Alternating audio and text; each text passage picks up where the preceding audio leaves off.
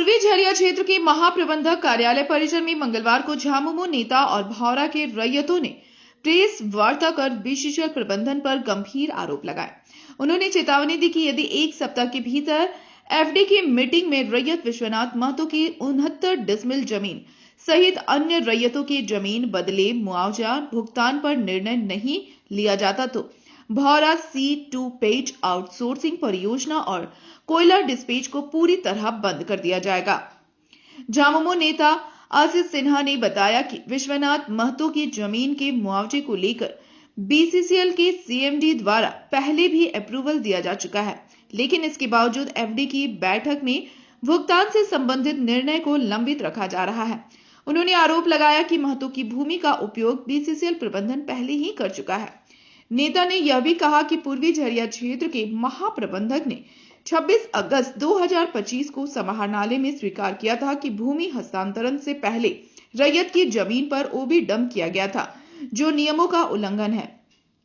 DC के स्पष्ट निर्देश के बावजूद रैयतों की जमीन का उपयोग अब भी जारी है, जिससे ग्रामीणों में आक्रोश बढ़ता जा रहा है। ये जीएम का बस से बाहर है। इनका 69 डिसमिल जमीन विश्व महतो का एफडी में 2 बार जाके अभी तक रोका हुआ है। क्या किस कारण से रोका हुआ है सीएमडी बताएंगे। 1 नंबर, जिसका जमीन सीएनटी एक्ट परमिशन हो चुका है और इन्होंने सीएनटी एक्ट कोर्ट में बताया था कि हमारा जमीन का बीसीसीएल द्वारा अभी डाम किया जा रहा है, जबकि ये जमीन 2014 से लेकर 2018 तक इनका जमीन जो है 3 फीट वेस्ट क्वारी में बीसीसीएल द्वारा खोदाई किया गया। एक बार वो यूटिलाइज हुआ। अभी प्रेजेंट में 7 नंबर ओबी डैम किया जा रहा है, जबकि 7 नंबर ओबी डैम कोयला भवन से अप्रूवल है। ठीक हो गया।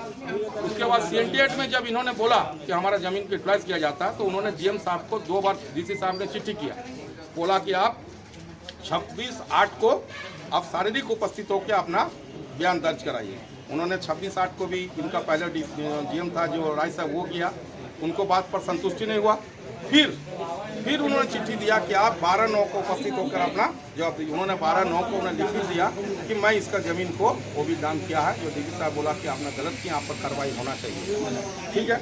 उसके बाद डीसी साहब ने एक चिट्ठी दिया सीएमडी को कि भाई ये जमीन जो आप यूटिलाइज कर रहे हैं वो भी डम फर्दर वो भी डम या किसी भी अन्य कार्य इसको नहीं करना चाहिए जो ये आपका 49 का उल्लंघन दर्शाता है झारखंड सरकार का। इसलिए इस पर उनके एवज में ये भी चिट्ठी दिया, डायरेक्टर भी चिट्ठी भेजा और डायरेक्टर भी चिट्ठी भेजने के बाद ये जमीन अभी भी इनका जमीन जो है ना 61 डिसमिल जमीन रोड में यूटिलाइज कर रहा है। ये भी चिट्ठी लिख के दे दिया, ये भी चिट्ठी लिख के दिया है जीएम साहब को कि 69 डिसमिल जमीन का जब तक हमें पैसा प्राप्त नहीं होता है मैं और आगे का लिए मैं जमीन बीसीसीएल को नहीं बेचूंगा, नहीं दूंगा। इन्होंने लिख के दिया और हमने व्हाट्सएप करके बता दिया हूँ सीएमडी साहब को भी कि आप 7 दिन का अंदर इनको पेपर आप एफडी करके खत्म करके दीजिए और तत्कालीन आप जो मेरा जमीन को यूटिलाइज कर रहे हैं वो 4 तारीख से वो जमीन आप बंद कर दीजिए। 7 दिन हम जीएम साहब को बोले कम से कम 7 दिन समय दे रहे हैं सर। 7 दिन का अंदर में आप लेके आइए, पेपर रजिस्ट्री कराइए, सेंटेड प्राप्त है, कोई तकलीफ नहीं है, रजिस्ट्री कराइए, आप प्रोजेक्ट चलाइए। 7 दिन के अंदर नहीं होगा, 8वां दिन से हम लोग प्रोजेक्ट बंद करा देंगे। और अभी हम लोग जा रहे हैं, डीसी साहब को बुलाए हैं, बोला है कि 12:30 1 बजे उनको लेके आइएगा। अभी इनको ले जा रहे हैं डीसी साहब के यहाँ। क्या नाम है उनका? इनका नाम है विश्वनाथ महतो और विश्व महतो।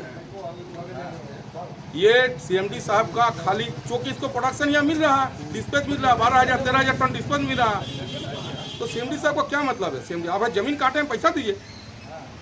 अभी तो हम क्लेम करेंगे कि 2014 से आपको पैसा देना होगा। अब कोयला कोटे हैं भाई, अब हम आज का डेट में कल का डेट में क्यों लेंगे? 2014 से 12 साल के हिसाब दीजिए आप हमको। अब हमको पैसा दुगना दीजिए, क्योंकि डीसी साहब चिट्ठी दिया ना भाई, डीसी साहब तो स्पष्ट पर्टिकुलर चिट्ठी बना 17 नंबर सेंटी है जो विश्व महतो का।